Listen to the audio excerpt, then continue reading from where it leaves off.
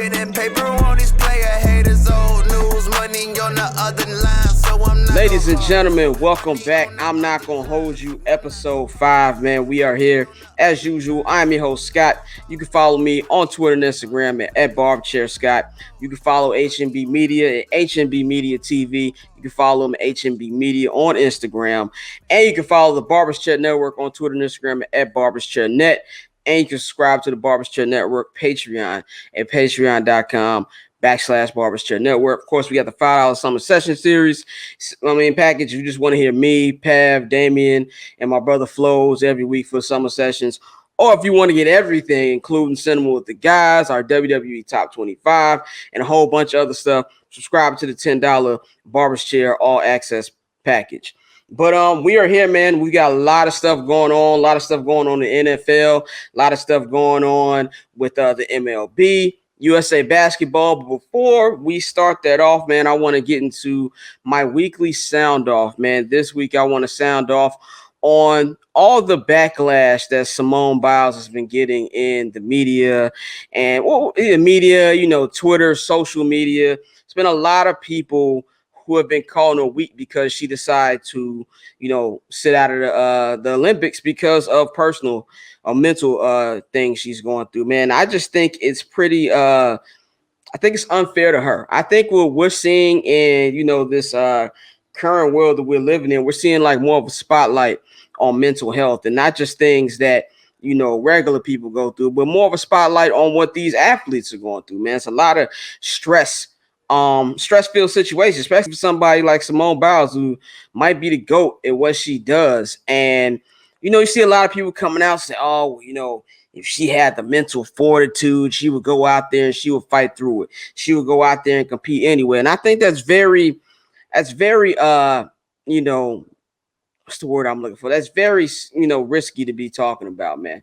And I feel like we need to be talking more about this. And by the way, she doesn't owe anybody shit. Simone Biles doesn't owe anybody shit. We all know she's a GOAT at what she does. And if she needs some time, she needs some time. She doesn't need to go out there and prove anything. She's done it time and time again. And I just feel like we need to be more, mindful and more, pay more attention to what these athletes are going through. I can only imagine the pressure she has going out there, representing herself, representing her family, representing the whole damn country, obviously, when it comes to, what she has to do in the Olympics. And it can be a lot, especially for her. She's a young girl, you know what I'm saying? She's very young. And I can't imagine having all that pressure to go out there and perform consistently at the highest level.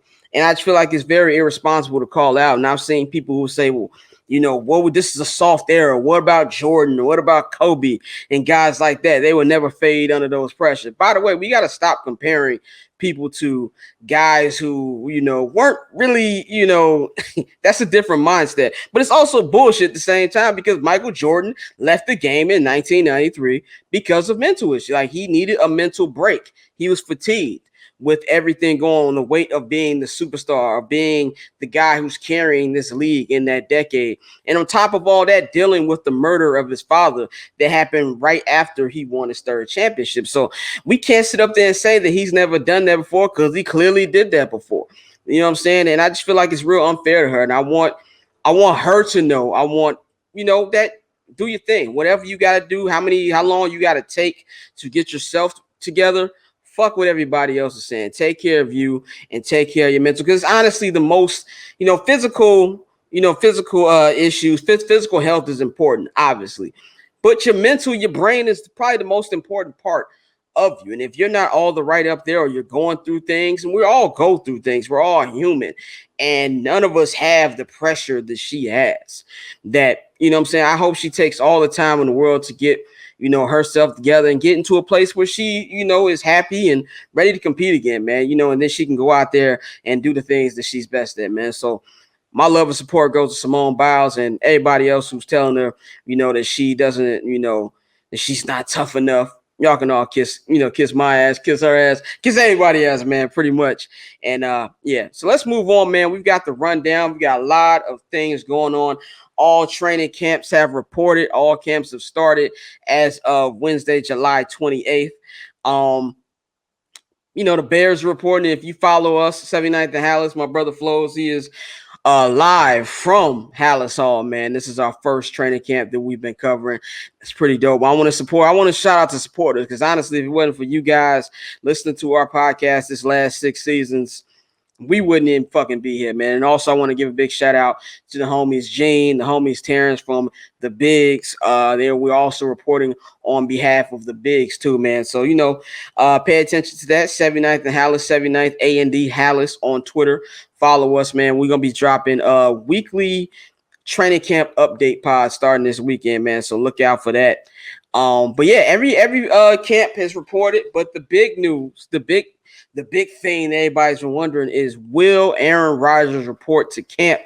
I came on the show last week talking about it, that he needs to draw a line in the sand. He needs to make up his mind on what he wants to do.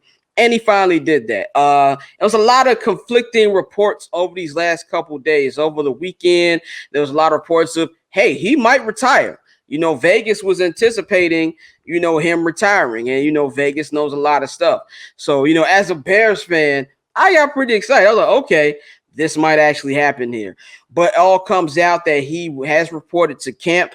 And, let's go into the details of his agreement that he's got going on here with the Packers, man. The new agreement they have is the 2023 year in Rodgers' contract, which is the last one in his current deal, would be voided with no tags allowed in the future. The Packers would agree to review Rodgers' situation at the end of the season. Rodgers' contract will be adjusted with no loss of income to give the Packers more cap room now. Mechanisms will be put in place to address Rodgers' issues with the team. And the Packers' agreement to review the situation after the season implies that this team will trade Rodgers if he still feels the way about the Packers' culture and decision-making. Now, Aaron addressed the media. Now, of course, this is Thursday. By the time you'll be watching, this will be Thursday. So he addressed the media on Wednesday, and we'll get to those comments in a minute. But I just want to look at it from the Rodgers perspective and from the Packers perspective here. I'm going to take my Bears hat off and just look at it from a non-biased perspective. I kind of feel like Aaron kind of did. I won't say he did it for nothing, because at the end, I kind of, feel like, he got a little bit of what he wanted. But it's kind of like, okay, you kind of drugged this a little bit. I kind of feel like if he really, really wanted to get out this year, that he would have sat out. He would have sat out. I'm not saying you got to retire, but make it kind of real. I kind of feel like Green Bay, I don't really feel like anybody won. I kind of feel like it's the same situation. Rodgers still wants out.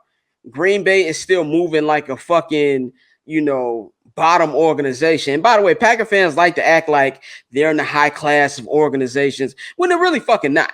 They don't even really have any real ownership. You know what I'm saying? And so for you to go out there and to be moving like the Detroit Lions, when you've been gifted your second Hall of Fame quarterback in 30 years, and you have not maximized this opportunity from him.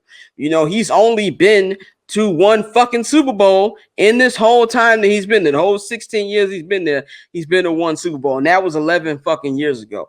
So if you're Aaron, man, I kind of feel like, it's like, okay, you came back, but what's the point? Like, and I feel like it puts a lot of pressure on this upcoming season. Now, let's get to the press conference today. The press conference that Aaron had, we're gonna roll a clip, a little audio clip from what happened in the press conference. This he said a lot of things, but this one to me kind of stood out.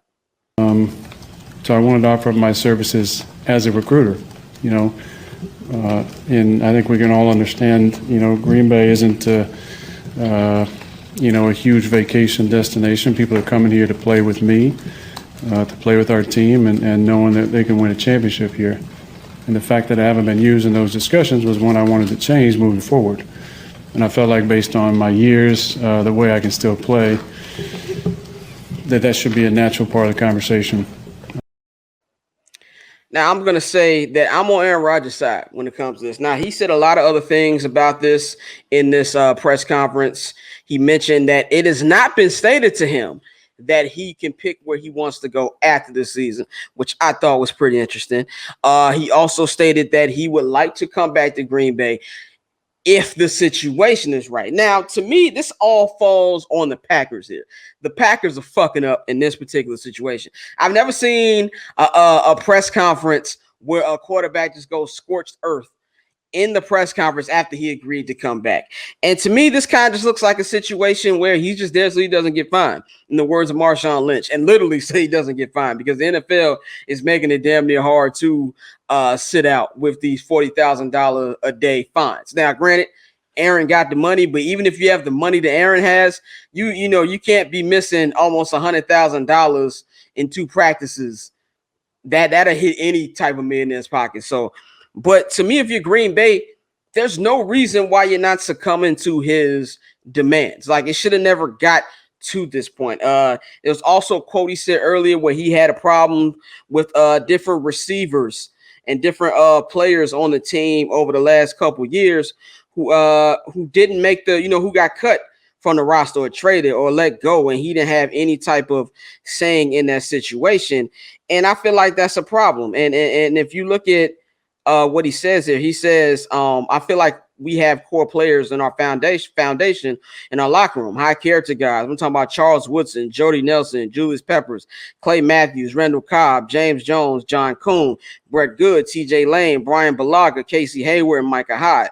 Guys who were exceptional players for us, great locker room guys, high character guys, many of them who weren't offered a contract at all or extremely lowballed, or maybe, in my opinion, we're not given the respect on the way out of the guys their status and stature and high character deserve.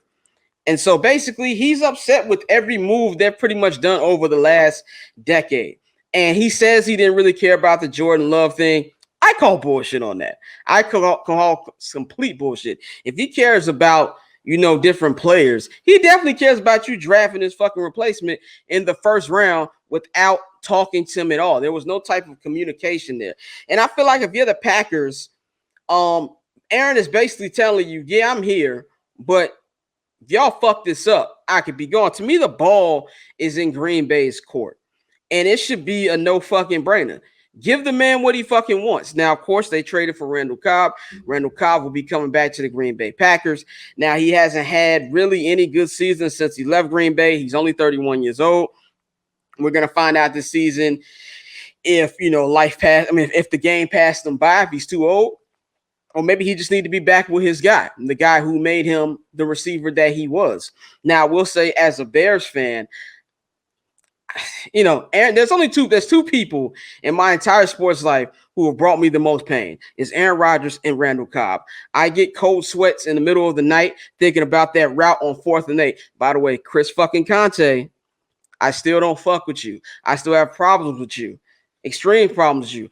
But we're not going to get into the 4th and 8 thing. I'll be ranting all goddamn day about that. But if you're the Packers, you have to give him what he wants. You have to give him what he wants. And to me, you're putting way too much pressure on this season because Aaron Rodgers sounds like a guy like, I still don't fuck with y'all. And he even said the relationship with the GM, Brian Gutekunst, that it's a professional situation. So it doesn't seem like there was really any resolution to this whole 4-month drama that we've had since the draft. It just kind of feels like Aaron's like, yeah, I'm here. I'm going to play. I'm here for my teammates. And, you know what I'm saying? And to go out there because I feel like I can play. He also said that he did consider retirement, but he felt like he was in great shape and he felt like he could still play. And it was a little different from Aaron Rodgers, not Aaron Rodgers, but Brett Favre's comment about 15, 16 years ago when he said, 16, 17 years ago when he said, I feel like I can play. I just don't know if I really want to. We all know how Brett Favre would change his mind consistently. Rodgers sounds like a guy like he wants to play, but he feels disrespected. And honestly, I'm on his side with this. I feel like he is being disrespected. And if you're the Packers, if I'm the Packers, I give him whatever he wants. This should not just be a one-year deal. You can't let the greatest quarterback in your franchise history. I understand people say Brett Favre. Brett Favre's been to more Super Bowls. I get it. Aaron Rodgers is better than fucking Brett Favre. Let's just cut the fucking shit. You can't let the greatest quarterback that you've had in your franchise history walk because you won't do him right. And I think the ball's in their court for him right now to see that. So it's going to be real interesting. We're going to get into my top NFL storylines to watch later in this show. But this man, it's and before I get that, I want to say, as a Bears fan, let me put my Bears hat on. So a lot of Packer fans in my mentions in the 79th and Hallis mention saying, oh, well, y'all said he wasn't going to come back. It's finna be over. The Bears going to lose again. I'm put like this, man. I'm happy he's back. I'm happy he's back. And I say I'm happy he's back because now we get to knock that motherfucker down ourselves. And like I said last week, I was 50-50 on it. I was 50-50 on wanting him to just ride into the sunset. But my competitive side was like, no, I want Justin Fields to knock him the fuck out. You know, they've been kicking our ass the last 16 years, but these have not been fair fights. Do I need to name the quarterbacks that he's gone against over the last 16 years? The Rex Grossmans, the Caleb Haneys, the Jay Cutlers, the Mitchell Trubisky's, the Nick Foles. These are all trash fucking quarterbacks. And I understand Justin is a rookie. You know what I'm saying? I know that he's going to go through rookie things, but I am very confident in this matchup of going up. So I want an opportunity to send Rodgers out on the right foot for the Bears, because one of my favorite Bears memories is knowing that in Brett Favre's last game with the Minnesota Vikings, we knocked him the fuck out. We got him out of that fucking game. That's one of my favorite memories. I would love to do the same for Aaron Rodgers. So I say bring it on. Bring Randall Cobb. Bring all them motherfuckers so we can take him out all at the same time. I'm very much looking forward to it. I'm counting down the days till week 6, man. But let's get into our next NFL topic, man. Deshaun Watson. Deshaun Watson has been the other big story during this offseason, with a lot of wild allegations, man, claims of, harassment with these different masseuses that he's been going to. And I think right now that the situation that is going on in Houston is honestly kind of disgusting, man. I feel like there's no reason for this guy to be able to practice. And of course, he reported to practice today. He'll be able to do all type of things that are, he really all hands on deck. He's not restricted to do anything. I just want to look at this NFL statement regarding this ongoing and active review of allegation against Texas quarterback Deshaun Watson, who remains eligible to fully participate in club activities. We are working cooperatively with the Houston Police Department in ensuring that the NFL's inquiry does not interfere with their investigation. As we continue to gather additional information and monitor law enforcement developments, we will make appropriate decisions consistent with the collective bargaining agreement and the personal conduct policy. At this time, there are no restrictions on Watson's participations in club activities. And also, according to Tom Pelissero of NFL Network, the NFL hasn't been given access to speak to many of the civil plaintiffs to the third parties who may have relevant info. Police are still investigating, so no access to evidence yet. And the league investigators haven't spoken to Watson, usually their last step in their process. Now, the problems I have with this, man, of course, now, the earliest they'd be able to take this to court will be 2022, if I'm not mistaken, if they decide to press charges or whatever. I understand that you have to go through the due process. I get all that. But the same thing that's happening in the MLB with Trevor Bauer should be the same thing that should be happening to Deshaun Watson. He should be on the commissioner's exempt list right now and be away from activity, away from the team until this shit gets resolved. There's no reason why he should be going after. To me, it's a blatant disrespect to the victims, to really, honestly, it's a slap in the face to the team, too. If I'm the Houston Texans, I wouldn't even want it. It's going to be a media circus there. You know what I'm saying? And I wouldn't want that type of drama when you're starting a new season. You're trying to get focused about this upcoming season for all that shit to be going on. He's going to be answering questions about this shit every day now. So I feel like they just need to put him on the exempt list and just get it all out the way. And I feel like he should not be on that field right now. And I feel like the NFL, as much as they're doing a good thing with the COVID rules, and we'll get into that in a minute, I think they're completely fumbling this. And I feel like anything that involves women, period, the NFL usually fucking fumbles.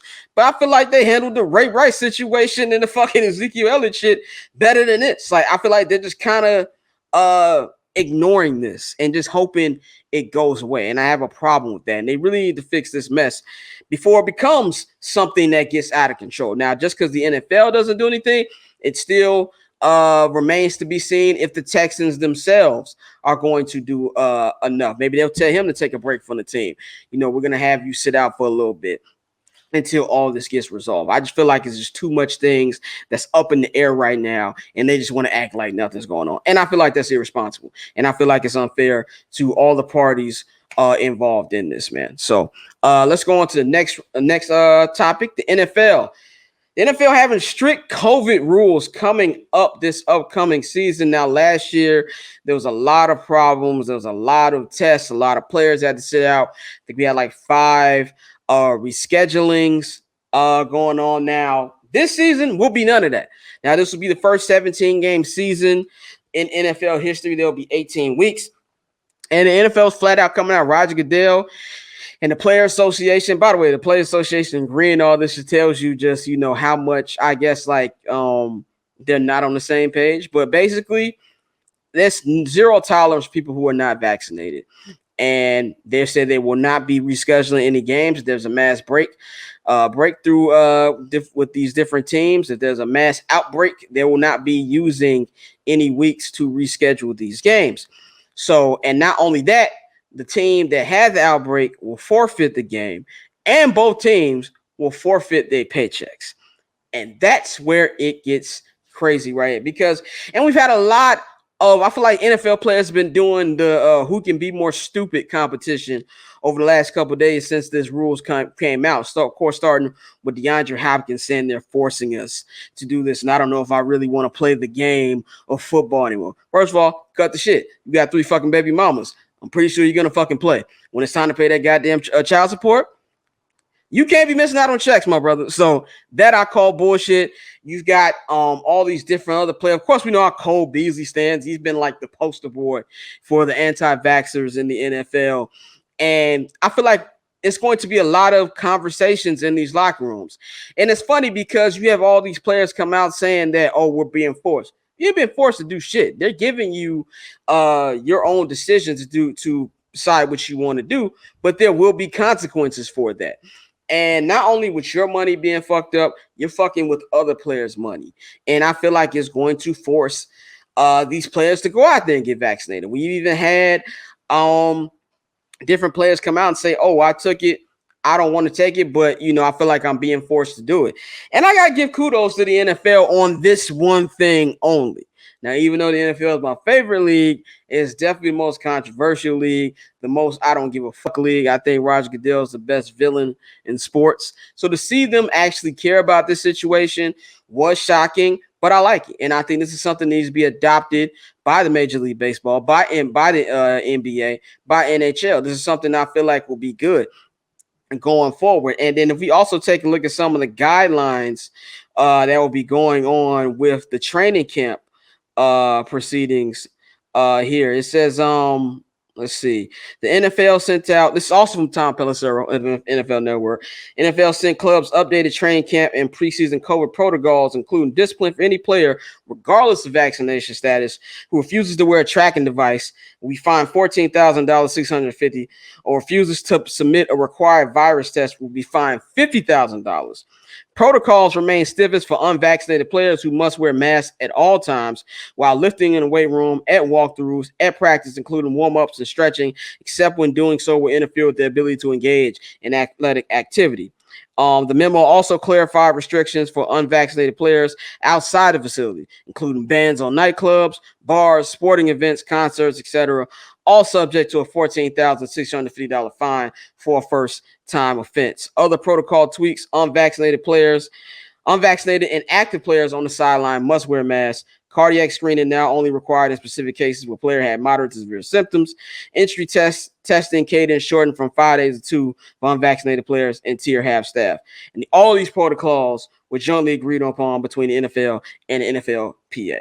I like it. It's no tolerance. I think it's going to help. And I think the big thing here is Roger Goodell is like, I'm not losing the fucking money that I lost last year. I think it was reported the NFL lost like $3 billion or something in that range, which is a tremendous loss. They had nobody in the fans. I mean, well, some crowds, some crowds we had, some teams who had crowds. Of course, we know the Super Bowl had crowds, but Big Raj is going full in. He's like, fuck it, y'all ain't fucking my money up.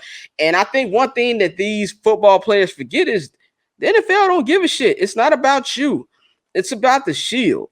And if you fucking up the Shield's money, we gonna get you the fuck out of here. and we're going to replace you with other guys. And there's been a lot of questions, in these training camp press conferences and asking these players, have they been vaccinated? And there's been players who come out and say, oh, what's between me and the team? I know Carson Wentz said that. Allen Robinson said that.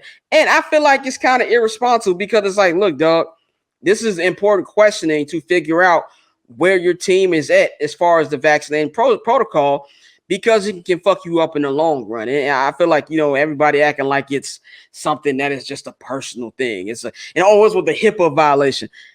I don't even know what the fuck HIPAA means. Like, I've never seen, and I know we like to make jokes to say, oh, it's about CTE. And that could be because, but honestly, just a lot of NFL players are fucking stupid. Like, they're just fucking idiots. And I think the most irresponsible quote I've seen over these last couple of days comes from TJ Ward, who used to play for the Denver Broncos. By the way, it's not in the fucking league anymore. So I don't even know what the fuck he's talking about. When audio came out of Washington football head coach Ron Rivera, my man, Riverboat Ron from the 1985 Bears, of course, came out and voiced his disappointment with Washington still not reaching the 85% vaccination point. And especially he's a cancer survivor, so it affects him more. And it just feels like he felt if his team knowing this situation, that they'll be more proactive in getting vaccinated. And we had TJ Ward come out and say, don't blame the players because you made irresponsible decisions as a youth. And I think that's some bullshit to say. First of all, no, he didn't choose to fucking get cancer. You know what I'm saying? We have all these high paid, some of the best scientists on planet Earth, and they still don't know where the fuck cancer comes from. And he has also on top of that, he has skin cancer, dumbass. And then, and not only that, they're doubling down on the stupid. And it's just fucking ridiculous. And this is just the tip of it, man. This is just the tip of it. We're going to see this conversation happen throughout the season, man. It's going to be something that's that we have to monitor. I wonder who's going to be the first team who's going to forfeit a game and forfeit the check, and it's going to cost them in the playoff positioning. That's going to be, because you know what's going to happen. It's the NFL. It's going to fucking happen. It's going to be some dumbass team who's going to do it. So I'm interested to see that, man. So my props out to the NFL on handling this. I think it's very good, and I hope other leagues adapt to it, man. Let's get into my top NFL storylines, man. There's a lot of things going on with this season. By the way, as a football fan, everybody knows I love all type of sports, but football is my favorite. Football is my favorite sport by far. It's the most entertaining league. And I feel like this offseason was just longer than usual. I don't know why. But so I'm just glad that we're finally back. We're getting into the swing of things. We got camp starting. We got preseason starting in like 2 weeks. It's a very, very fun time to be an NFL fan. So I'm going to name off my top 4 NFL storylines heading into the season. This is strictly on the field, nothing off the field. So I won't be including the corona like we just talked about, or the Deshaun Watson situation. I'm going to go number 1 with the Real Housewives of Green Bay. Like we said earlier, everything that's been going on with Aaron Rodgers in this situation, this is kind of this is a make or break season for the Green Bay Packers. And I know that Aaron Rodgers and Devontae Adams have been doing a little last dance thing. And I think that's corny. It's corny because you got to dance first to dance last. Okay. Yes, Aaron Rodgers has a Super Bowl, but that was 11 years, and damn sure wasn't with Devontae Adams. Everybody who was on that championship team is either retired or on another fucking team. So you never dance with these motherfuckers to begin with. So don't do a last dance. And for Packer fans who claim they hate Chicago, y'all sure been riding our dick when it comes to everything last dance involved. I've seen weirdo Packer beat writers making last dance shirts out of the Green Bay stuff. Get off our sack. Now, we understand you want to be us, but stop it, man. There's no damn last dance. This is maybe the final ride. That could be a better word that you could use. A final ride for y'all to jag in the playoffs again, So there's a lot of pressure here. We already can see from the quotes that I played earlier, the quotes I read from his press conference, that he still doesn't really fuck with the Packers. So I'm interested to see what's going to happen if they get a 3 or 4 game losing streak. What's going to happen if maybe the locker room is starting to have a little turmoil because they know A-Rod's got 1 foot in and 1 foot out. You know what I'm saying? What if the Packers management continues to be on that bullshit and they don't give Rodgers what he wants? They don't include him in these discussions for maybe mid-season additions and going forward. This could be something that could be catastrophic. Now, it could go great for the Packers. Maybe this rejuvenates them and they go on a run and they finally win their first Super Bowl in over a decade. Maybe they flame out. I'm going to put as they're going to flame out. I think you don't want there's already regular pressure when it comes to NFL storylines for contenders. Obviously, this is a team that went to back-to-back NFC championship games, got destroyed 2 years ago against the San Francisco 49ers, lost a very close game last year to the eventual champion Tampa Bay Buccaneers because of bad management by Matt LaFleur then. And also, I'm not going to let Rodgers off the hook. He had 3 opportunities. They picked off, the Packers defense picked off Tom Brady 3 times in that second half. And they got how many points? 0 points. So it's not just on the floor. It's on Rodgers too. So it's a lot of pressure. I'm interested to see where this is going to go. And I'm not going to lie. I'm going to keep my bias hat on. I hope they fucking fail. You feel me? I hope they fucking fail. Like they say, like Russell Crowe once said, I will get my vengeance. I probably fucked that quote up. I don't care. I will get my vengeance either in this life or the next. And I am praying, and I can't wait. It's gonna taste like fucking victory when they fucking fall flat on their faces. So that's my number 1 storyline, the Real Housewives of Green Bay. Now let's go to number 2, repeat in Tampa. And by the way, we want to say ever since Tom Brady got to Tampa Bay, Florida, they have become the city of champions. They won the Super Bowl. The Tampa Bay Lightning have won back-to-back cups. And I feel like the whole type of vibe is there because of the GOAT. And now the thing is, can they do it again? Can they be the first repeat team in the NFL in over, this time it'll be 17 years? Can they do that? Who was the last team to repeat in the Super Bowl? Let me think about it. Oh, it was Tom fucking Brady and the New England Patriots. So if there's anybody who knows how to repeat, it's Tom Brady. And on top of that, Tom Brady, they returned all their starters. Everybody's back. AB's back. Mike Evans is back. That stacked defense is back. And they're gonna have they're gonna have a full training camp, unlike last year. They're gonna be in the buildings. And look at the landscape of the NFC South. Drew Brees is gone. The greatest stat patter of them all. Drew Brees is gone. You think Tom Brady's scared of fucking Jameis? Think he's scared of that fucking what's the I'm having a blank on what the other Saints quarterback name is, man. Let me give me a second here. Taysom Hill. How did I forget about that? Taysom Hill, that fucking government experience Taysom Hill, who, by the way, only gets all this type of love because he's white. If he was black, they would not be saying, oh, he's a Swiss Army knife. So you think he's scared of Taysom Hill and Jameis Winston? I think not. Just going to Carolina. What do they have in Carolina? They got fucking what's my man's name? I like I said, if y'all follow me, y'all know I'm bad at names. I'm very bad at names. Sam fucking Darnold. Sam Darnold. Think you scared of Sam Darnold? No, I wouldn't be scared of Sam Darnold. The Falcons, scared of Matt Ryan running it back? Absolutely not. To me, this is a prime time. I think they're gonna run right through the NFC South. You know, last year was a battle between them and the Saints. The Saints actually won a division. People might forget. Saints actually won a division. The Buccaneers are one of the wild cards. So I think that they have a very, very good chance. And right now, they are my preseason pick to come out the NFC. The NFC is I don't think is as stacked as past years. I think the power is definitely in the AFC. Of course, you've got Patrick Mahomes and the Chiefs. They'll be back. The Browns and the Bills. What are the Ravens gonna do? The Steelers got one more run in them.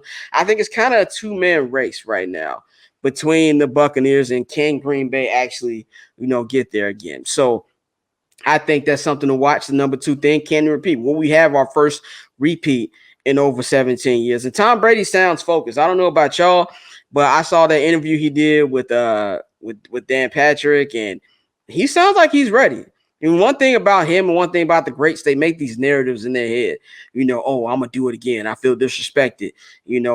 my favorite ring is the next ring. So if anybody can do it, it's Tom Brady, man. So that would definitely be my second storyline to watch in the NFL. Third one, man, we just talked about it, Cleveland and Buffalo. Is Cleveland and Buffalo going to make that leap? That is the question. You know, they both made good playoff appearances last year. Can they take that leap? Can Josh Allen go to the next level? Can Baker Mayfield, now they've got Odell Beckham back healthy, they're back, got their team back. Can they take it to the next level? Can they actually make it to the Super Bowl? Can they slay the beast that is Patrick Mahomes? And I feel like there's a lot of pressure on both of them too, because last year I feel like they were the fun stories. You know, Cleveland making the playoffs for the first time and whatever, you know, Buffalo winning division, which was the first time we had somebody not named the New England Patriots win the division in almost like 20 fucking years. So now all eyes on them. They have to take that next leap, and specifically eyes on Baker Mayfield and Josh Allen. So I'm interested to see what they're going to do. I have way more faith in Buffalo. I just love Buffalo's defense. I love Buffalo. I like Josh Allen. Of course, everybody who listens to my 2-Minute Drill podcast, I was not a fan of him. Was not a fan of him whatsoever, but he gained my respect last season. I love, the pairing with him and Stephon Diggs. I think it's one of the best 1-2 punches in the league, and I think it's going to be fun to watch. I'm not as sold on the Cleveland Browns, and I say that because there'll be more eyes on them. And also, I'm just not that big of a Baker Mayfield fan. I don't think he's bad, but I definitely don't think he's nothing to run home about. And I also want to see how their offense is going to be with Odell Beckham back, because I feel like the offense flowed a little better without Odell in the lineup. Now, that's not saying that they're a better team without Odell. I don't want to say that. That's a ridiculous thing to say. They're not a better team with one of the greatest wide receivers in the game. But I feel like a lot of times Baker likes to force it to him instead of opening the offense. They had one of the best running games in the league last year, but they're in a stacked division. What are Steelers going to do? They got that criminal Ben Roethlisberger back. What's he going to do? Is Baltimore going to bounce back? So I feel like they're in a tougher division. The Bills pretty much have, a cakewalk to get to the playoffs. The Patriots, even though the Patriots got a really good defense, kudos to Bill Belichick with that again. You don't know what you're going to get from that, from their quarterback situation with, you've got Cam Newton, and he's going to be in a battle. And so we don't really know what you're going to get from there. Miami, the jury's still out on Tua. I don't know. I as a guy who's seen trash quarterbacks his entire fucking life, there's one thing I know: trash quarterbacks. And I don't know if Tua is trash, but he's definitely trash adjacent. So I don't know how much you can really depend on him. So to me, they got a nice little golden road to getting a first round bye. So that is something that I think is going to be a lot of eyes on. What can Cleveland and Buffalo do, man? So I'm really excited to see that. Let's go to my next storyline that we've got going on here, man. We've got our last storyline. Now, of course, this is going to sound a little biased for me, but Justin Fields. Now, this is the first time in a long time, maybe first time ever, as a Bears fan, where I don't really care about the record this season. I don't care. I don't really have a prediction on what the team will be. To me, this team can be one of two things. I feel like this team can be very, very good and surprise a lot of people if Justin has a great year, if Matt Nagy finally looks like the offensive guru that we hired him to be, if the defense looks aggressive like they did in 2018, with now Sean Desai being their new defensive coordinator. But it's all my eyes on number one. Uno, El Capitan, Justin Fields. That's all I care about this season is his progress. Now, Andy Dalton is projected to be the starter. Now, one thing I always say on Twitter, on the 79th Dallas podcast, Matthew Nagy is full of shit, and he's a fucking liar. So I don't pay attention to anything he says, even though he's had some very interesting quotes in his opening presser for training camp. We said Justin has impressed us. He's been here pretty long. He stayed in. He's first one in, last guy out, which is hilarious because a lot of people, Dan Orlovsky, said that he wasn't one of those guys. What's his work ethic like? And by the way, shout out to Pat McAfee. I'm glad Pat McAfee called Dan Orlovsky out on his show this week about the bullshit he was saying in the Aaron Rodgers situation. I really, really like that. We got to start calling people out for bullshit that they say. But yeah, and he kind of left the door open for Justin to start. So I'm interested to see what that's going to do. So I feel like the pressure is on Justin Fields, but he's a guy who I feel like pressure is not going to faze him. So what's he going to do? Is he going to go out there and have a breakout season? Will he be able to start right away and lead this team to where we hope he can lead them to? Now, of course, he's a rookie. He's going to have ups and downs. Everybody can't beat Patrick Mahomes and come out here with that 50 touchdown season and win MVP. Shit just like that just don't happen. But all eyes on his progress, and I feel like that's a top 4 story in the league because he has a chip on his shoulder. For anybody who has eyes, he was at worst the number 2 prospect quarterback-wise in this draft. There's no reason he should have dropped us. I'm thankful. I thank the good Lord above that he dropped us, but there's no reason he should have dropped us. I think he's more NFL ready than Trevor Lawrence, but at the very least, he's number 2. So that's going to be something we're going to watch about his progress, and I think those are the top 4 storylines heading into this NFL season, man. So I am excited about that. Let's get into USA basketball, man. Now, before we talk about this, I want to preface this with I don't really give a shit about the USA, about the Olympics. My hate for certain players. Now, there's not nobody on this team. I'm just giving y'all a little backstory on my whole USA basketball, view from when I've been watching basketball. I don't really care. You're not going to force me to root for players that I don't fuck with just because we from the same fucking country. Not my thing. But with this particular instance, man, they're 1-1 in Olympic play. Had a good win against Iran the other night. Nice little blowout dub. Nice games from Damian Lillard and Zach LaVine. They lost the first game. There was a lot of panic buttons going on. And, of course, me and Pavi talked about this not just last week, but also on Hoops and Brews, that America has, it's taken maybe a step back a little bit because the rest of the world, the dream team's dream is actually being realized now. You see all these great talents from different countries and they've stepped the game up. And, like Damian Lillard also said this week, they play a little differently when they're going against the USA. We seen Fournier the other day having a night that he don't have when he's in the NBA. It's kind of like that Bradley Beal and John Wall clip. I ain't never, ever seen you act like this before. That's every time that they go against the US. And I think it should be a mix of both. I do feel that the world is taking strides to get closer to the US as far as being better and being more competitive. But you also got to look at it like this, too. This was not, if you look at some of the best players the NBA has to offer, a lot of them ain't playing. Steph Curry's not playing. Kawhi Leonard's not playing. Anthony Davis isn't playing. LeBron James isn't playing. So I think we got to take that into effect, too. This team would be probably running through cats if they had those guys on this team. So, yes, I think it's that. And also, they just didn't do a good job putting this team together. I mean, it's a lot of, a lot of player 2-ass players on this team. A lot of player 2-ass dudes on this team. And not a lot of vets. And most important thing is, there's no fucking point guard. And what I mean by there's no point guard, there's no actual point guard who can go out there and set these guys up. It's like they just put a whole bunch of miscellaneous motherfuckers on this team. It's like, hey, go win gold. So I think it's something we got to look at it from that perspective, zoom in, zoom out a little bit and just look at it. It's not just the world has gotten better. We ain't got some of our best guys. So I feel like if they'd have put a better team together, it wouldn't be as sketchy. Now, with all that being said, I'm in the minority here. I think the USA basketball team will still get gold. I still think they'll find a way to get gold.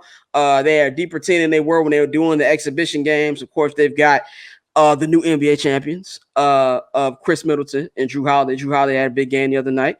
And Devin Booker. And by the way, I want to salute Devin Booker because Devin Booker, you are a better man than me, my brother.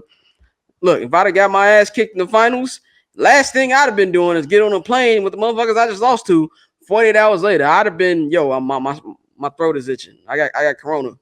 I'm finna sit it out. That's why ain't no way in hell. So I want to salute him for being a better man than me. Because no way in hell I'd have went out there and fought for my country after just losing the damn finals. But I think it's a mix of both. Y'all tell me how it goes. Because I will not be watching that shit. That shit comes on way too damn early. I live on the West Coast. I'm not waking up 4-5 o'clock in the morning to watch anything. I'm really not. So, yeah, man, that's my thoughts on USA basketball. Now, our last topic before we get into my Goofy Mog of the Week. Interesting Goofy Mog of the Week, too. Want to shout out that person for giving me that, because I had no Goofy Mog of the week till last night. But we're going to talk about the end of the Chicago Cub era, the potential end of the Chicago Cub era. Now, of course, if you follow me on Twitter, listen to my podcast, y'all know I'm a diehard Chicago White Sox fan. By the way, Rick Hahn, you listen to me and you listen to me good, motherfucker. Listen to me. You better, by the time this fucking show comes out, there better be a fucking trade or something in the works. You understand me? We better not get to 1 p.m. Pacific time on Friday afternoon and you don't address this bum-ass bullpen. We better not get here and Lurie Garcia or Danny Mendick is a second base. That better not happen. That's all I'm going to say about that. If you do that, you will feel my wrath. You will feel my wrath on this show, on Twitter. I might come up to Chicago and boycott. I might yell outside your damn office. I know where the office is at, brother. I know. Do the fucking deal. But anyway, I'm a diehard White Sox fan, but the Chicago Cubs are the number one team in Chicago. I'm one of the rare cases of Sox fans who's not really jealous of the Cubs. There's a lot of Chicago White Sox fans who have envy or little brother syndrome to the Cubs. It's really simple as this. When you're the first team in the city, you're going to be the most popular. We see it with any type of city with multiple teams. The Yankees are the kings of New York, not the Mets. The Dodgers are kings here in LA, not the Angels. It just goes on like that. It is what it is.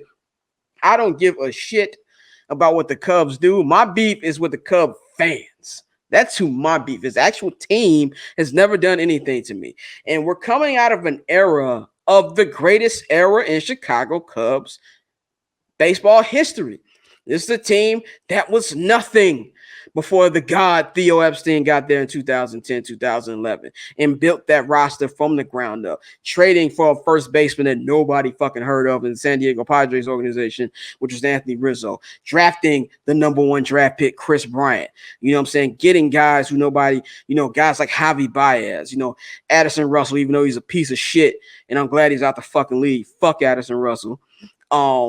And just all the guys that they accumulated to go out there. And the run that they had has been incredible. From 2015 up into now, they made the playoffs every year but two. They won the World Series, coming back 3-1 in that World Series. Now, that was a great World Series, and I really had no horse in the race because I hate the Cleveland Guardians, which is their new name. I hate the Cleveland Guardians as much as I don't like the Cubs. Honestly, when I was watching that World Series, I wanted Bane to show up. Like, remember from The Dark Knight Rises, we showed up and they were shooting at Heinz Field and it was Gotham Field and everything blew the fuck up. That's what I wanted to happen in 2016 World Series. But I digress. He built that up. They won a World Series. They went to 2 more NLCSs. They made the playoffs, won division pretty much every year but one. Very, very impressive run. And I think it is a sad state of affairs that they're letting these guys who help build this team just walk. Now, of course, when you hear this, when you're watching this, the trade deadline will still be going on. There's no guarantee that they will just sell everybody. Now, there will be trades. I think the 2 most likely to go are Craig Kimbrell and Chris Bryant. Anthony Rizzo is 50-50, and I think they're going to keep Javi Baez. But it should have never got to this position. First of all, Chris Bryant has had a beef with this team since the day he got called up because they held him back a month for arbitration rules.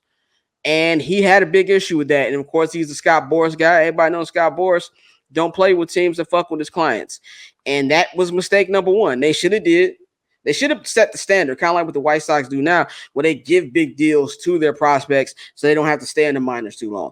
That was mistake number 1. You should give Chris Bryant a blank fucking check.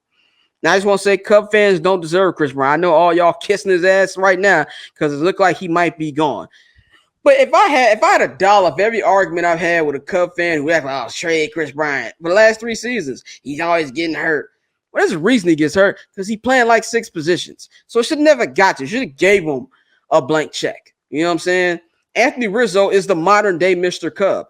Now, he shouldn't be going anywhere. Javi Baez is one of the most exciting players in baseball. I like to compare him to Russell Westbrook because he does a lot of smelly shit, but there's nobody more electrifying outside of like Fernando Tatis and maybe Ohtani, I feel like, in this game than Javi. Javi's walk-off against Amir Garrett the other night Maybe the greatest walk-off I ever seen.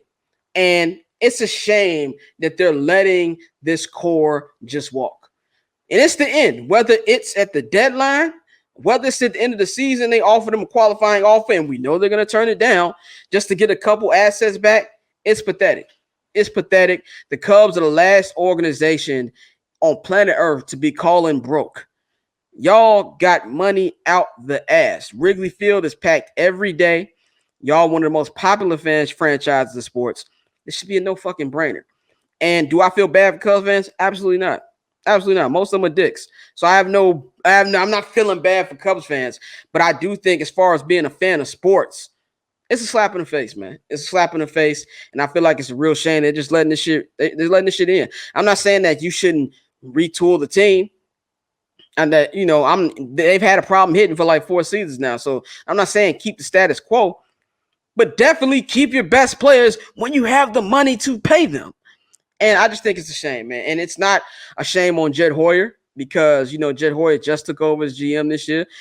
He does what ownership wants him to do. It's on the Ricketts. It's on Tom Ricketts and the Ricketts family for just letting this go. And I know a lot of Cubs fans who told me personally that, of course, they'll never stop watching the Cubs. They'll never stop supporting the Cubs. But they're not really going to fuck with them as heavy as they were just because of how they're treating these guys. And I think as a fan of baseball, fan of sports, it's fucking ridiculous. But with that being said, as a White Sox fan, as my man Dave Sproul said, tough break, nigga. There's always FUBU. Anyway, let's go on to the Goofy Mog of the week before we wrap this one up, man. I'm going to give my Goofy Mog of the week to the Mariners general manager, Jerry DiPito. Now, I might have pronounced his last name wrong. I don't know if it's DiPito or Dipito, whatever. Jerry. For trading their closer, Kendall Graveman, to not only did they trade him, in the midst of the greatest run of Seattle Mariner baseball that we've seen in 20 years. This team is a game out of the second wild card. Nobody expected them to be here. With a very, very exciting young core, a very black young core at that too. A lot of exciting players on that team. And they had an amazing comeback win on Tuesday night, coming back from being down 7-0 against the Houston Astros to come back. Big grand slam to come back and win that game. And Graveman had part in closing that door in the 8th and the 9th inning. Not only do you trade him, it kind of feels like a white flag. You trade him to the enemy. You trade him to your division rival, the team you just beat, the Houston Astros, who are a legit contender right now. You trade him over there and just completely fucking up the vibe in your locker room. And on top of that, let me give you some stats. Kendall Graveman is 4-0 this year in 30 appearances. He has a 0.82 ERA and has converted 10 saves out of 12 save opportunities. That is great. And you just gave him to your division rival. And there's been a lot of quotes here, man. A lot of quotes going on. This is from the Seattle Times of different players felt it was disingenuous for them to trade a team leader like Graveman at such an emotional time without offering some explanation for it in person. They found out he got traded on social media. And one player said of the GM, he hasn't come down here. He sits up in his suite playing fantasy baseball and rips apart our team without telling us anything. Another player via text said, no one has earned a thing. And later text, I've seen a lot of teammates walk out the door, but this one hurts the most, and it's the most fucked up. This team deserves an explanation. Of course, that is from the Seattle Times. And to me, it's, they try to make it up with getting Tyler Anderson from the Pirates, which is a good trade. But if you're going to buy and get you a good starter like Anderson, not trading your closer makes even less sense now. So I don't get that. I understand they want to look at it as a long-term thing and try to execute and, get as much as you can for a talent like Graveman.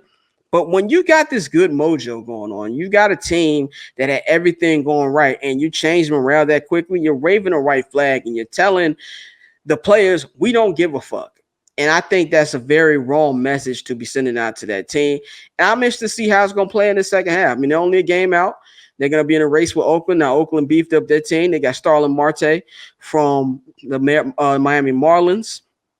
And so that's going to be interesting to see. And that's going to be a nice little competition. And this might be something that took, the air out of the team. So I'm really interested to see how it's going to do. But my Mog of the week is to that man, Seattle Mariners general manager, man. So That's all we've got for Ball Don't Lie this week, man. I appreciate y'all for supporting and listening and watching this podcast every week, man. Hopefully we'll be back in the studio soon. But you know where to follow me on Twitter and Instagram at BarbChairScott.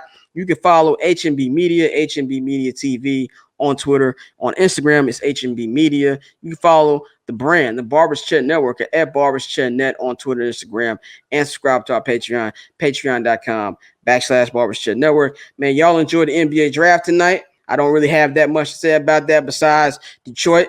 Don't trade that pick. Don't trade. I think Cunningham's going to be a stud.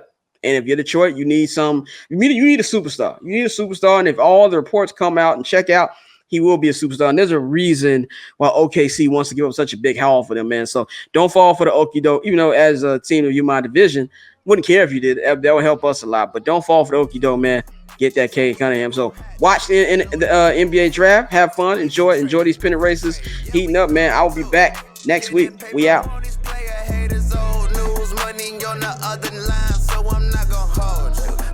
On the other line, so I'm not gonna hold you. Money on the other line.